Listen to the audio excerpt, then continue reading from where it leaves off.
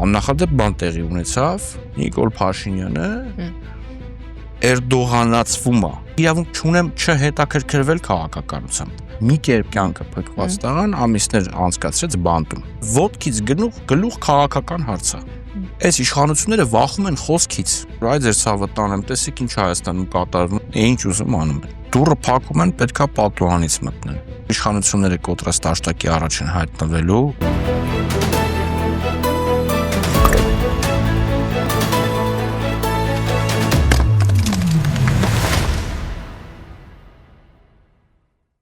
Բարև ձեզ, դուք դիտում եք հարցեր կան հաղորդումը, մինչև այսօրվա հյուրին ներկայացնելը ուզում եմ հիշեցնել, ձեզնից յուրաքանչյուրի մեկնաբանությունը, դիտումը, տարածելը շատ կարևոր են մեզ համար, հավատացեք, դուք դրանով մեծ ներդրում եք կատարում հաղորդման զարգացման գործում։ Իսկ այսօր հարցեր կան փաստաբան 5 իրավապաշտպաններ նախաձեռնության անդամ Վարազդատ Հարությունյանին։ Բարև ձեզ։ Բարև ձեզ։ Շնորհակալ եմ, որ այստեղ եք։ Ես եմ շնորհակալ։ Եվ կարևոր է, որ ճանապարհին բերման չընտարկեցին։ Այո, այսօր էլ բերման չի ենթարկես։ Այսօր էլ։ Իսկ կատակից այն կողմ իրականությունը բավականին տխուր է, դուք տևական ժամանակ է խոսում եք նրա մասին, որ կարևոր է, որ քաղբանտարկյալների իրավունքների պաշտպանության համար համակարգային պայքար մղել, ընդ որում դուք խոսում եք բավականին իրագործելի անելիքների մասին, օրինակ հավաքագրել տվյալները, բազա ստեղծել, վարել այդ բազան, այսինքն խիստ հնարավոր անելիք է եւ իմ համեստ պատկերացմամբ, եթե որոշակի գիտելիքներ եւ հմտություններ ունեցող թեկուզ փոքր խումբ ձևավորվի, կարճ ժամանակում կարող են այդ գործը գլուխ բերել։ Այդ դեպքում ի՞նչն է խանգարում, որ այսքան ժամանակ է այդ գործը գլուխ չի բերվել, ինչ որ գուցե վերերկրային խնդիրներ են, որ այդպես էլ չի կատարվում դա։ Շնորհակալություն։ Եթե միայն վիճակագրություն վարելու հարցը լիներ, ապա նույնիսկ այդպիսի մի միասնական ձևաչափ ստեղծելու խնդիր չէր լինի, որովհետև քաղաքական ուժ շատ հանգիստ կարող էր նստել, ինչ որ փորձագետների առանձնացնել, փոքր ռեսուրսներով արագ այդ գործը անեին։ Մեր առաջարկը մի քիչ ավելի ընդգրկուն է։ Մենք առաջարկում ենք ստեղծել միասնական քաղաքական ձևաչափ, քաղաքական ուժերից բաղկացած, որոնք զբաղվելու են ոչ միայն վիճակագրության հարցերով, այլ նաև իրավական հարցերով։ Օրինակ, այս կամ այն անձի նկատմամբ իրականացվող հետապնդումը որպես քաղաքական հետապնդում որակելու եւ չորակելու հարցը լուծելու տեսակետից, որպեսզի դնեն չափանիշներով անցկացնեն եւ տան հիմնավորում, թե ինչ է մարդը քաղբանտարկյալ։ Եթե մարդը քաղբանտարկյալ չի, օրինակ որևէ հանցագործություն արել եւ իր նկատմամբ խտրական ուրեմն արտարադատություն չի իրականացվում, քաղբանտարկյալ չի, շատ հանգիստ կարելի է հայտարարել, որ մարմինը գտնում է, որ ձևաչափը գտնում է, որ այս անձը քաղբանտարկյալ չի։ Սոցիալական խնդիրներ,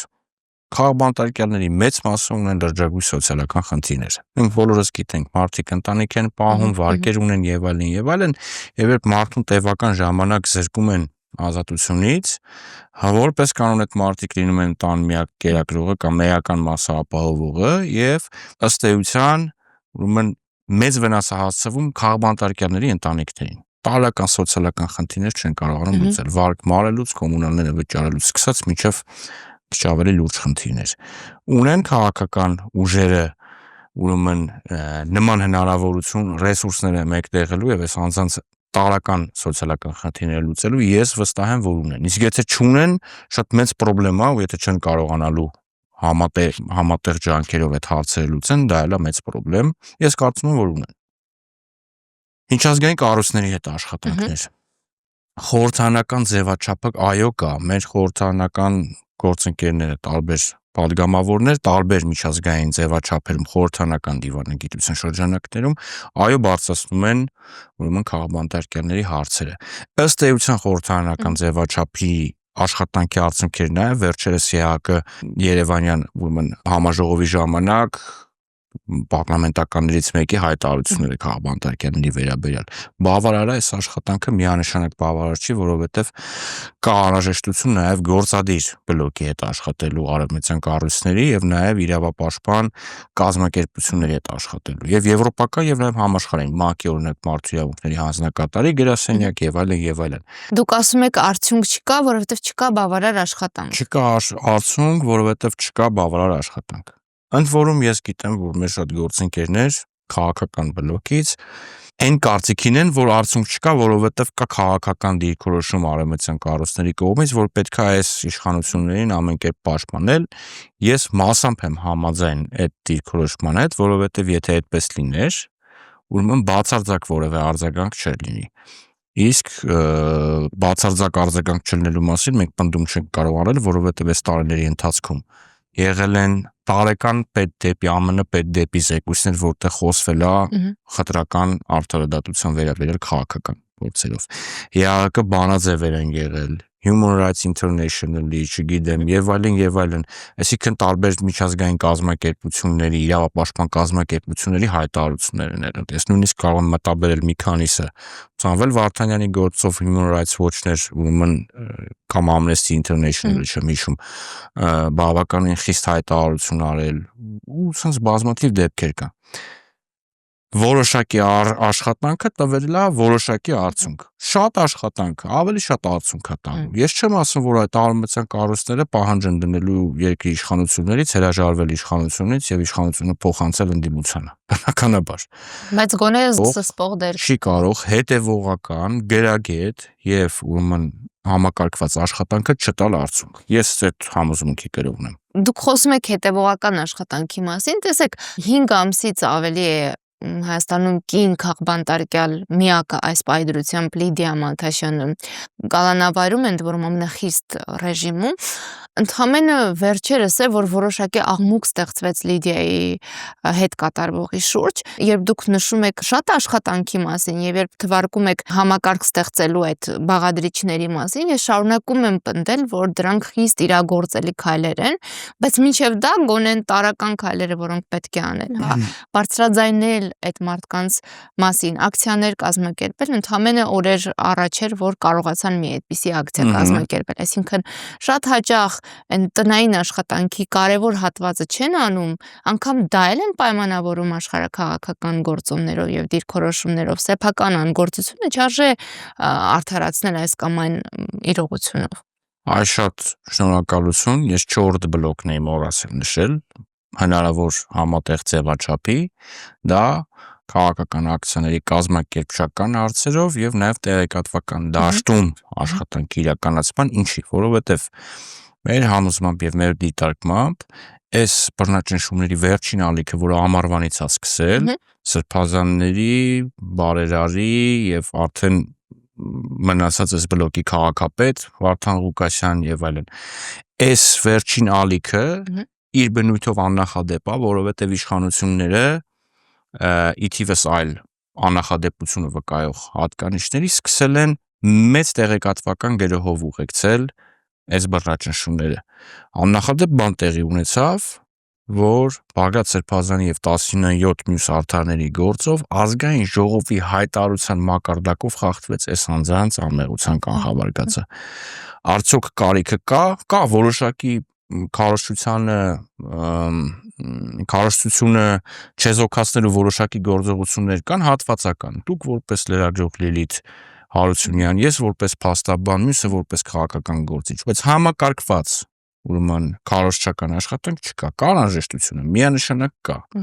Առանձին վերցած քաղաքական ուժերը դա կարող են անել, այո, ավելի լավ կանեն, եթե մեկտեղ են ջանքերը եւ ռեսուրսները եւ մասնագետներին։ Միանշանակ այո։ Հիմա հարց, եթե ունեն քաղաքական տարբեր ուժեր որոշակի հակասություններ, արդյոք այս հարցը չի, որտեղ այդ հակասությունները ըստ էության պիտի զրոյական լինեն, որովհետև քաղբանտարկյալի ազատության հասնելու նպատակը կարծես թե բոլորը պիտի ունենան, իրավունքների վերականգնման խնդիրը բոլորը պիտի ունենան։ Հիմա ինչ նախանգարում ստեղծել։ Ես այս առումով ասեմ, որ երեկվա խորհրդանական լսումների նաև այդ հարցն եմ բարձրաձայնել,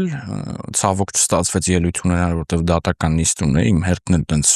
մի քիչ ուշեր են գնելու, հարցի ձևով ձևակերպեցի եւ ի ուրախություն մեզ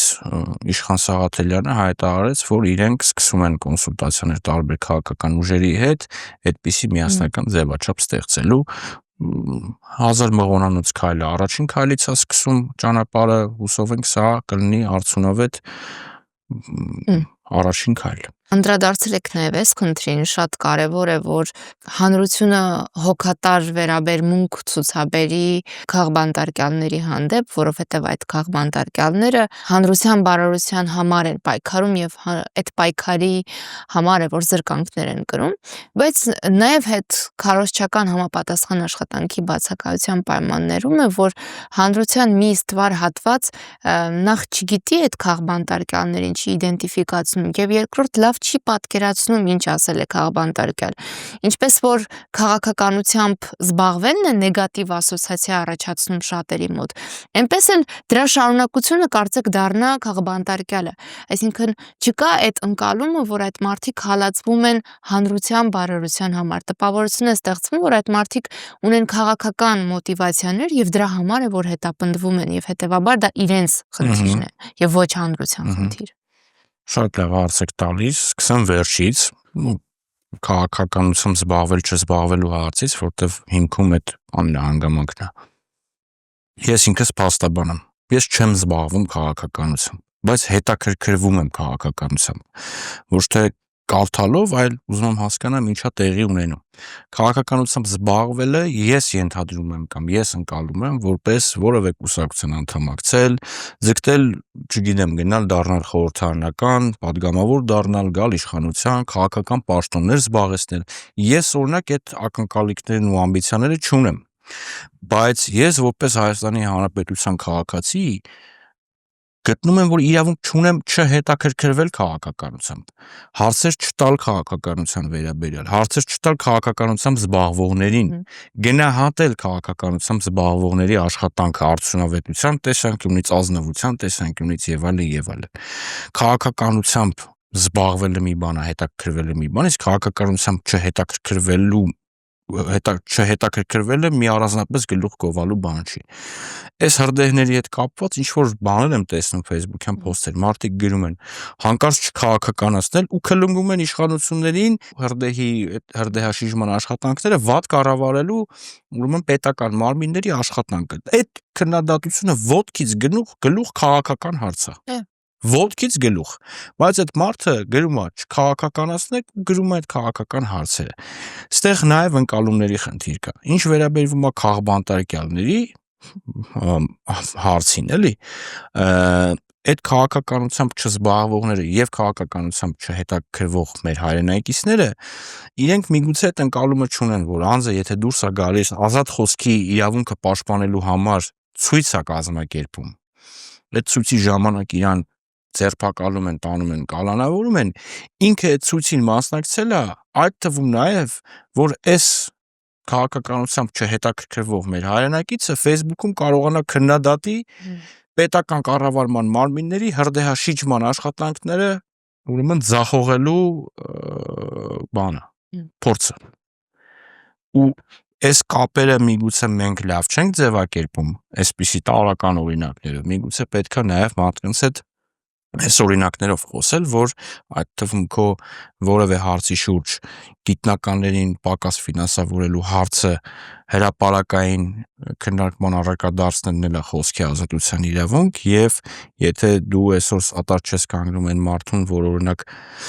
Արցախի թեմայով է խոսում ու իրան կալանավորում են, վաղն էլ գիտությունը պակաս ֆինանսավորելու համար է իշխանությունները մարդ կալանավորելու, որովհետեւ օրինաչափ է այն տրամաբանությունը, որ հակաժողովրդավարական ընթացքը չի կանգնում ու հետ նահանջում ինքնաբերաբար ու նոր կարմիր գծեր է հատում։ Հակաժողովրդավարական ընթացքի ճանապարհին կանգնած ճանապարհը բռնած իշխանությունները իրենք առաջ են գնալու իրենց հակաժողովրդավարական ընթացքի մեջ եւ ես կարող եմ դա հիմնավորել։ Եթե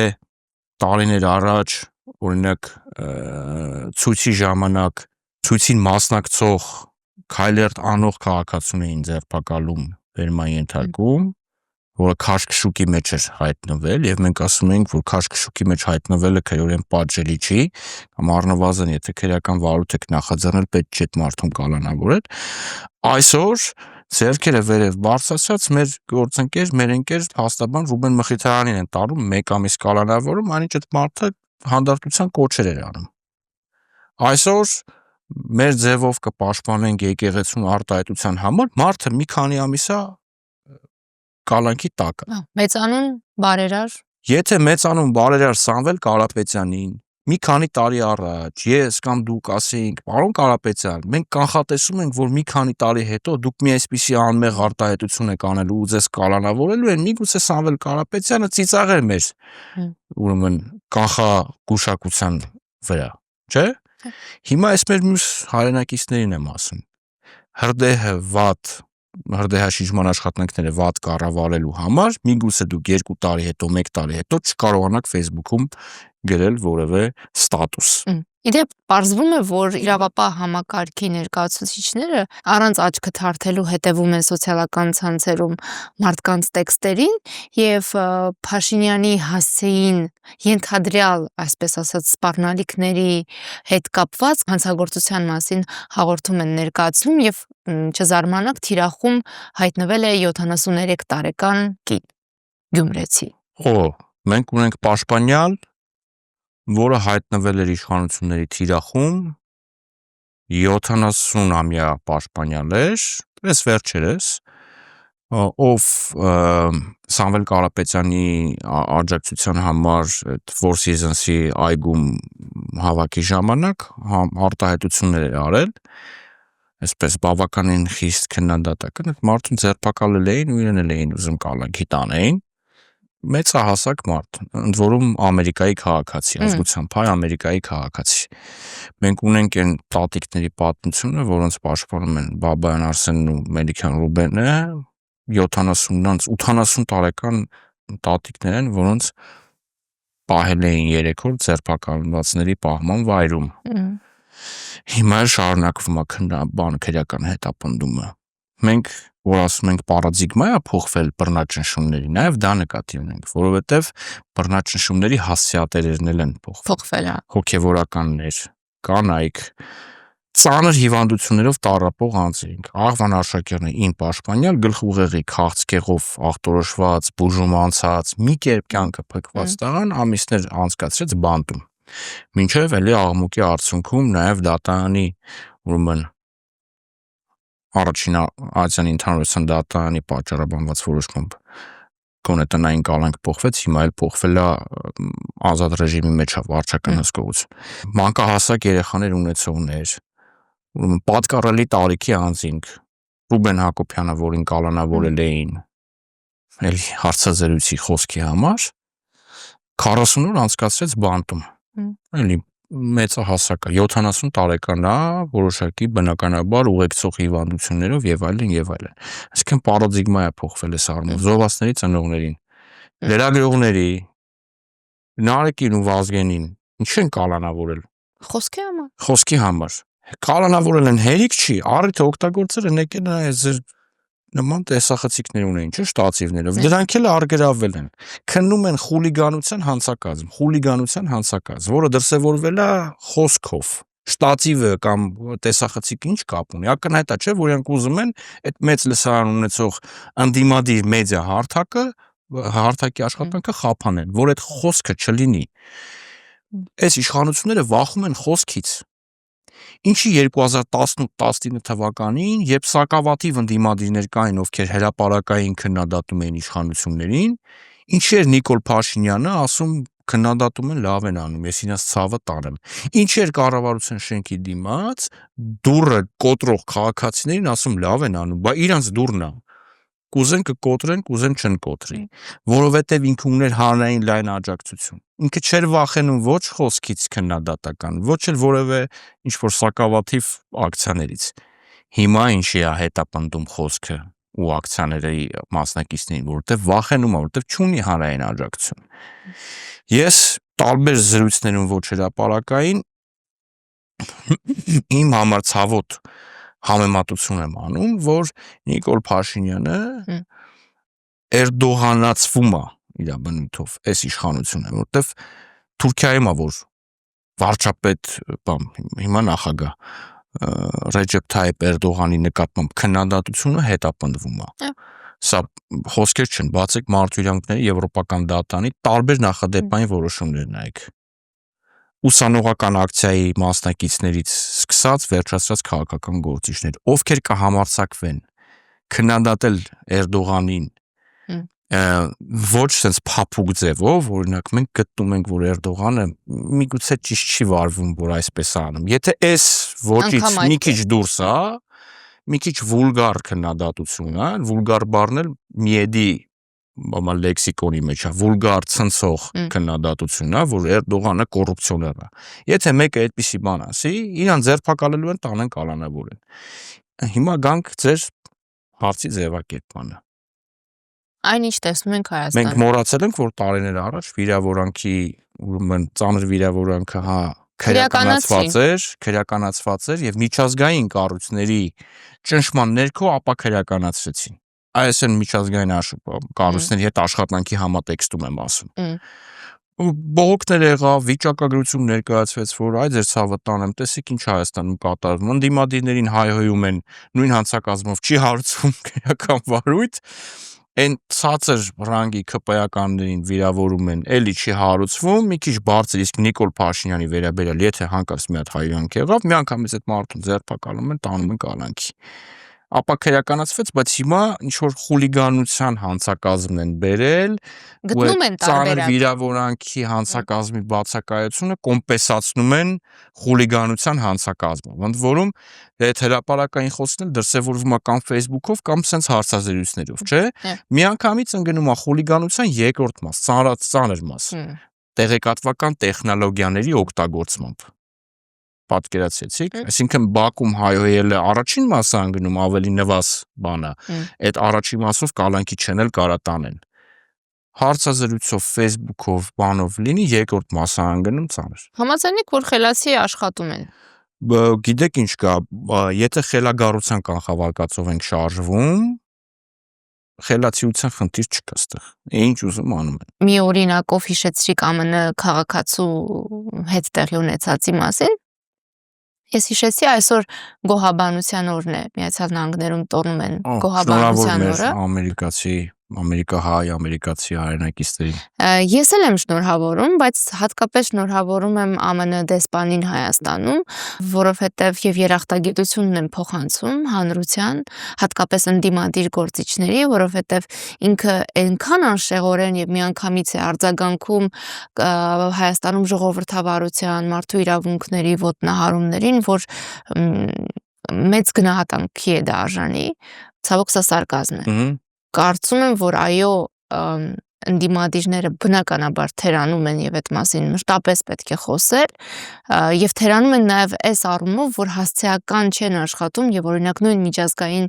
կառույցների, դեսպանատների հանգիստը չեն խաթարում իրենց ակցիաներով տարատեսակ։ Իհարկե։ Դուրը փակում են, պետքա պատուհանից մտնեն։ Պատոնը փակում են, պետքա երթիկից մտնեն։ Դա իրանց աշխատանքն է, այդ աշխատանքով պետքա զբաղվել։ Չկա պատմության մեջ մի երկիր, որտեղ ավտորիտար կառավարման համակարգ է եղել կամ ավելի վատ տոտալիտար կառավարման համակարգ է եղել, քաղաքական դիմախոսների նկատմամբ բռնաճնշումներ են եղել կամ նմանատիպ բռնաճնշումներ են եղել ու իրավիճակը փրկել են, ասենք, լրագրողները իրենց հարցազրույցներով կամ փաստաբանները դատարանների դահլիճներում։ Եթե մենք չէ, քաղաքական գործիչները։ Ես մեկ-մեկ զարմանում, քաղաքական գործիչները շատ խելացի մտքեր են ասում եւ արձանագրում են հետեւյալը, ասում են վարչապետը, գործադիր իշխանության ղեկավարը ուզուրպացրել է օրենսդիր իշխանությունը, դատական իշխանությունը եւ սահմանադրական բնույթով անկախություն ունեցող դատախազություն, քննչական կոմիտե, հակակոռուպցիոն կոմիտե, չէ՞։ Ուզուրպացրել է։ Ու գնում են հաղորդում են տալիս դատախազություն Նիկոլ Փաշինյանի նկատմամբ։ Բայց եթե ուզուրպացրել է, ում համակարգում տալիս այդ հաղորդումը։ Ուզուրպացրել է, բա փաստաբաններից ակնկալիքը ո՞րն է, որ այդ ուզուրպացված համակարգում մենք գնալու ենք քաղաքական շարժառիթով պայմանավորված քրեական գործի շրջանակներում մի այնպիսի իրավական արգումենտ ենք բերելու, բոլորը հանձնվեն, ասեն, չէ՞ դե, ինչ արգումենտ է ասում։ Մենք այս տարիների ընթացքում իրավական նիհիլիզմի,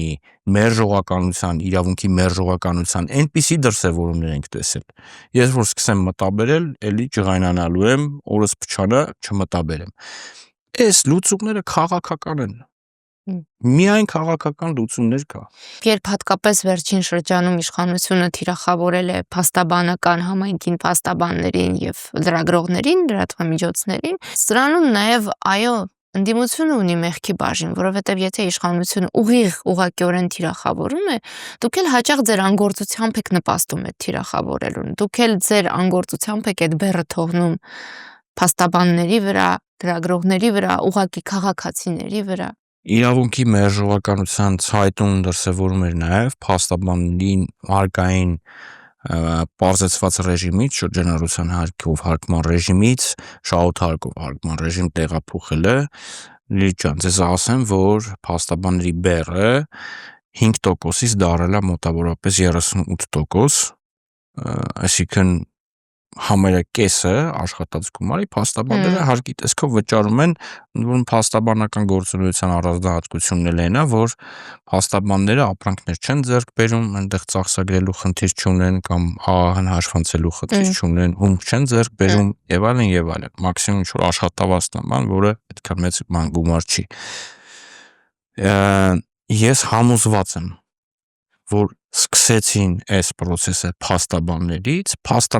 նկատմամբ հատուկ վերաբերմունքով պայմանավորված, բայց իշխանությունները կամ իշխանությունների տարբեր ներկայացուցիչներ չեն պատկերացնում մի պարզ իրողություն, որ ոնց նախորդ իշխանություններն ա փոխվել, այս իշխանություններն էլ ա փոխվելու, չէ, նոր իշխանություններ են գալու։ Ցավոք ես չեմ տեսնում իմ հորիզոնում իմ մոտ չի նշмарվում, որ նոր իշխանությունները գալու են ու այս վենդետաների շարունակվող շղթան կանգնացնելու են։ Ցավոք ես կարծում եմ, որ որոշակի էլի հետապնդումներ են լինելու, միգուցե ավելի շատ այս իշխանությունների, չէ։ Հիմա բա լավ, դուք ում եք գալու դիմեք, որ ձեզ պաշտպանեն։ Գալու եք փաստաբաններին դիմեք, չէ։ Իսկ փաստաբանները այդ հարկային բեռը կոմպենսացնում են իրենց հոնորարի հաշվին, հոնորարն են մեծացնում։ Դուք ավել եք վճարել, ձեր բարձրացրած արժեքը դուք եք վճարելու վաղ, որտեղ ձեզ են հետապնդելու, դուք մեր կարիքն եք ունենալու։ Դե կարծում եմ խնդիր չեն ունենա ֆինանսական, որովհետև այս ընթացքում այդ հարցը լավ լուծում են։ Դե հիմա մեկը չի ունենա, բայց մեկն էլ կունենա, չէ, հո բոլորը չեն, որ հարստանում են։ Ես կուզեի նաև մի հարցի անդրադառնանք, որը թվում է թե մեր հիմնական թեմայից դուրս է, բայց այդուհանդերձ քաղաքական բաղադրիչ չկա։ Տեսեք, Հայաստանից բազմաթիվ բիզնես գործեր մուտք են գործում ինտերնացիոնալիզացիայի փուլ։ Այսինքն միջազգային իրավաբանական միջազգային իրավաբանական ընկերություններ, այն գործերը, որոնք գույքի վերաբաշխմանն են, վերաբերում, այսպես ասած, եւ որոնցում կան ակնհայտ քաղաքական բաղադրիչներ եւ այսպես կոչված ռեյդերական գործողությունները, որոնցում ներգրավված են պաշտոնյաներ, դրանց մասին այդ միջազգային իրավաբանական ընկերությունները փաստորեն իլուր աշխարհի հայտնում են։ Հիմա սա ինչ հետևանք կարող է ունենալ Փաշինյանի թիմի համար։ Սա Հայաստանում ներդրումների պաշտպանության վերաբերյալ հնարավոր արտասահմանյան օտարերկրյա հետաքրքրված անձանց շատ կոնկրետ ազդակ է, որ Հայաստանում մասնավոր սեփականությունը եւ օտարերկրյա ներդրումները այնպես չի, որ պաշտպանված են եւ ձեր համար անակնկալ նույնիսկ զավեշտային պատճառաբանությամբ հնարավոր է դուք ունենաք խնդիրներ։ Ես սա ցավում եմ ասում, որովհետեւ սա խոսում եմ իմ պետության մասին եւ նաեւ այս դիրքորոշումը, որ ես հրապարակային արտահայտում եմ, ինչ որ առումով վնասում է իմ պետությանը, բայց ես սա ասում եմ գոնե հայերեն ու ասում եմ Հայաստանի լսարանի համար ու միգուցե ինչ որ մի պաշտոնավորել 1, 2, 3, 4, 10 անգամ լսի այս միտքը, ինչ որ գլխին գա, որ շուտ կարող է sense չանենք, որովհետեւ մենք իսկապես ունենք սոցիալական ֆինանսական խնդիրներ լուծելու ու առանց օտարերկրյա ներդրումների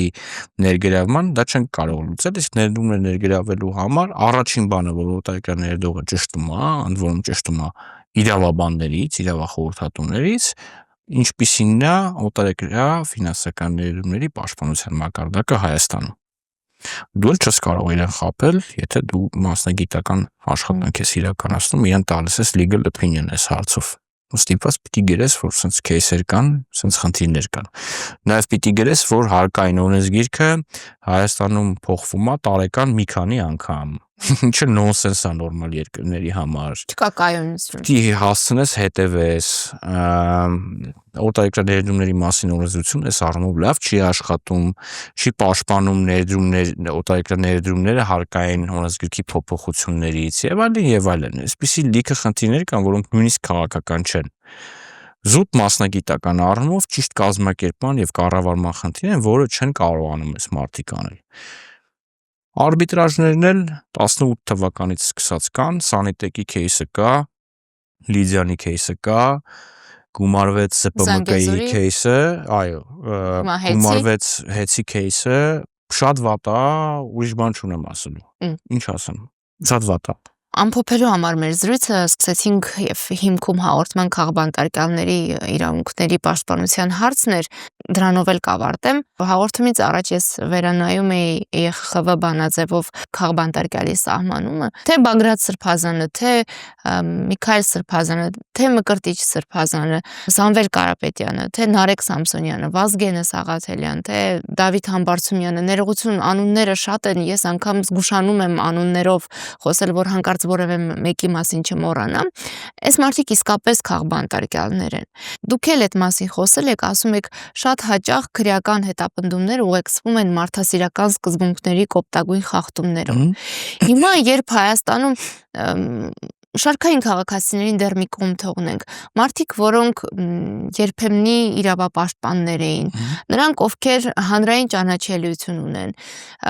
ենթադրենք տարակուսում են թվարկածս մարդկանց որակել քաղբանտարկյալ, թե ոչ, խուսափում են, բայց ակնհայտ է, չէ, տեսնում են այդ մարդասիրական սկզբունքների կոպտագույն խախտումները, ասենք հոգևորականի են ներողություն գիշերազգեստով տանում հարցաքննության, մանկահասակ երեխաների աչքի առաջ տանում են իրենց ծնողին բանտարկության, այսինքն բազմաթիվ են այդ օրինակները։ Գոնե սրանց կարելի է արձագանքել, որովհետև ներողություն, բայց սրանց արձագանքելը ձեզ համար անգամ լավ պիտի լինի, որովհետև դուք երբ անդրադառնում եք մարդասիրական սկզբունքների խախտմանը, ի վերջո դուք լավ քողի եք ներկայանում ձեր լսարանի։ Ես չգիտեմ ինչի չեն արձագանքում, անկեղծ ասած այն համոզմանն եմ, որ ամեն մեկը իր արածների ու չարածների համար է պատասխան տալիս։ Հիմա ամեն մեկը իր որոշումն է կայացնում, բայց հանրային ճանաչելիություն մարդիկ պատասխանատվության ավելի մեծ բաժին։ Հա, շատ մտավորականներ խոսում են։ Ես էլ առաջարկում եմ, ես ինքս տենց եմ անում, խոսել են մարդկանց մասին, ովքեր խոսում են, իրանց անունը շատ տալ, ոչ թե այն մարդկանց մասին, ովքեր չեն խոսում։ Էսա, եւ մի բանով ոնց որ համ հարցին պատասխանեմ, համ Հայաստանը ոչ Բելարուսիա է, ոչ Ռուսաստանը կամ ոչ էլ այլ տենց մեծ պետություն է որոշակի ռեսուրսներով, մենք տենց մոնոլիթիկ ժողովուրդ ենք, համերը բոլորը բոլորին բարեկամ են, բոլորը բոլորին ճանաչում են, ժամանակին են ընկերություն արել կամ վաղն են ընկերանալու կամ բարեկամանալու։ Հայաստանի նման պետությունում այս բռնաճնշումներ իրականացնողների համար որևէ լավ տեղ չեն տանում։ Այսինքն այս են մարդիկ են, ովքեր դուրս են եկել պայքարի, սիրում են իրենց երկիրն ու հայրենիքը, այդ բռնաճնշումների պատճառով այնպես չի նեղանալու են իրենց հայրենիքից։ Ու այնպես չի, որ լռելու են։ Իսկ դժգոհները շատ են։ Հո այդ 60-70 բանտարկվածները չեն ու մի 200 հետապնդվողները։ Տասնյակ հազարավոր են, չէ՞։ Նույնիսկ 100 հազարավորներն են հիմա դժգոհ։ Բոլորին չի կարելի բանտարկել, չէ՞, հնարավոր չի բոլորին բանտարկել։ Կամ լավ, որ բանտարկեցիր, սկսելու է քեզ սիրել, աջակցել քո իշխանությանը։ Ուր է տանում այդ բռնաճնշումները։ Բռնաճնշումները իշխանությունը պահելու գործիք չի Հայաստանի նման երկրներում։ Բայց այս ամեն ինչի տակը մնալու է այն, որ իշխանությունները կոտրած տաշտակի առաջ են հայտնվելու ու իրենց նկատմամբ վերաբերմունքը բնականաբար հետո համարժեք է լինելու, տակը մնալու է այն, որ այս մարդիկ իրենց կյանքից կտրվում են, այդ մարդկանց երեխեքը իրենց հայրերին կամ մայրերին ուրեմն վայելելու բանից են, մանկական իրավունքից են զրկվելու, ունեզրկվելու են, տառապանքների միջով են անցնելու, ինչի համար, հանուն ինչի։ Մեկը դա լուծում չի։ Շնորհակալություն։ Ես եմ շնորհակալ։